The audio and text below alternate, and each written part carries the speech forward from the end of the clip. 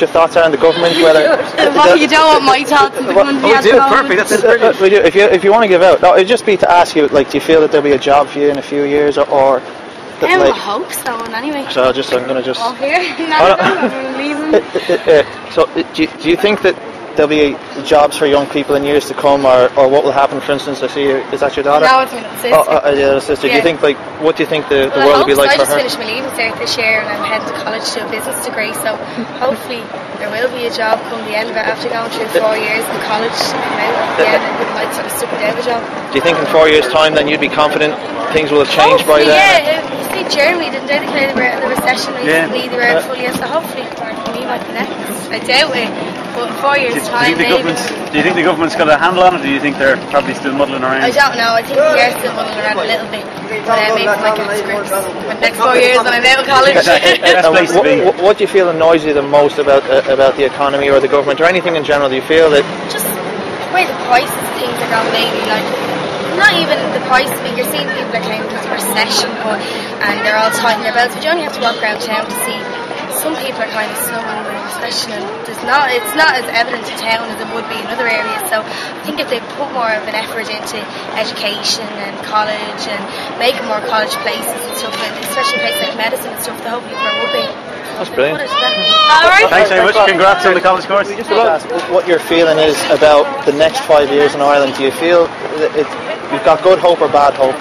I think we've got a little bit of hope. I think the economy at the moment is actually very worrying from my perspective. My 2 kids have now just left the country. They've gone to Australia for a year, and hopefully when they come back, things will have improved. And currently, because of the downturn in the economy, myself and my wife are actually looking to emigrate, and we're actually looking at property in different countries because we're actually fleeing the country. And do you work yourself at the moment? Yeah, I'm in full-time employment at the moment.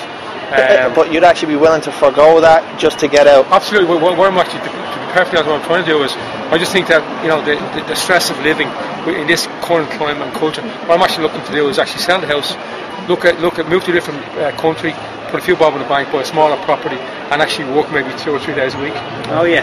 So sort of. And you definitely don't feel you could do that in Ireland. You definitely think that the solution is get out. Well, I think because if I'm going to sort of downsize, I can do that. Then to look at sort of some kind of a property, if I get a property, I can downsize. Okay, and I'll have some money in the bank. But I don't think the actual lifestyle. I just think that the pressure of life, particularly over the last 50, I mean, I had one particular time in my life where actually I got hugely stressed and went out on stress.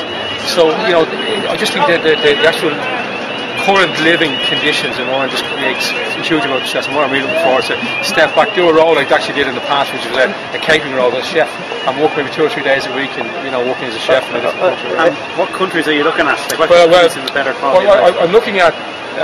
Currently I'm looking at Tenerife as a nice one. We're actually going out to Tenerife in a couple of weeks' time on a view some property. Now it will take probably a year or so, and what I can't do in the meantime is leave until my kids come back, because I don't want to come back to an empty nest. But at the same time, when they come back, they're sort of 21 and 24. And what would annoy you most about the country in terms of the way things are handled? Is there any particular thing? Well, I think I think we all knew. Like we talk about this bubble bush and all these kind of the terminologies that we use, but things where people were saying this for a long time, and even in my own industry, I've seen it sort of a downturn in a huge for the last 3 or 4 years, and nothing was done to try and combat this. I think we wanted to live with our head in the clouds, and you can see I was fortunate enough that I kind of took some measures and sort of said, look, this is not going to last forever. But people just live beyond their means and just continue. And I think the governments of the day and the people today and the people in power just didn't do anything about it, including the banks, and they continue to give money to people that couldn't afford it, giving them 100% mortgage, which was completely ludicrous. And for people to buy into that, but there's this whole whipped up belief that this is where things are going. And do you think if they're willing to bail out the banks, should they bail out people as well, or just really focus on having a functional financial?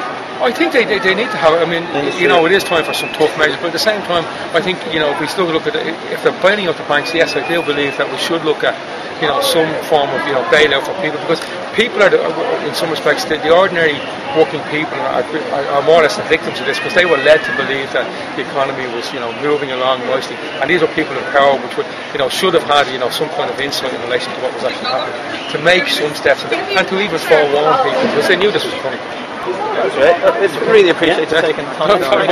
Sorry, miss. We're doing a video project on the Irish economy. Would we be able to ask you a quick question as a guard? I don't think I'm allowed. Just on, would you really think Ireland will be in 5 years' time? I don't think I'm allowed. Okay. I have to get permission from the chief to do anything like that. Okay, thank you. We're going to try and get talking to Mr. Rude.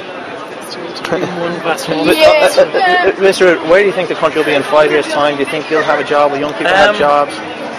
But you know, I'm doing a degree in fashion at the moment, so I presume I'll be out of this country and into a better economy, hopefully. Yeah, future kind of looks a bit dull here, I suppose.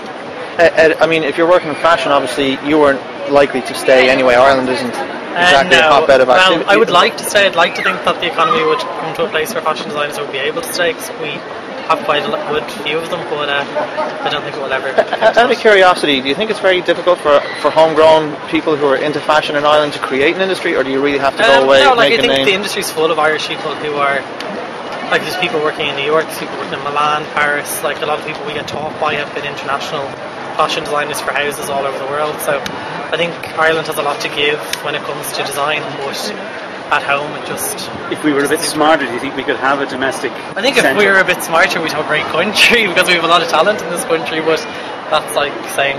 And if you were angry at anyone in particular, who do you feel, like, if you were to say, I blame the banks, the government, the people? I don't blame the government, I blame the greedy people in Ireland that just took it for granted that it was always going to be the way it is.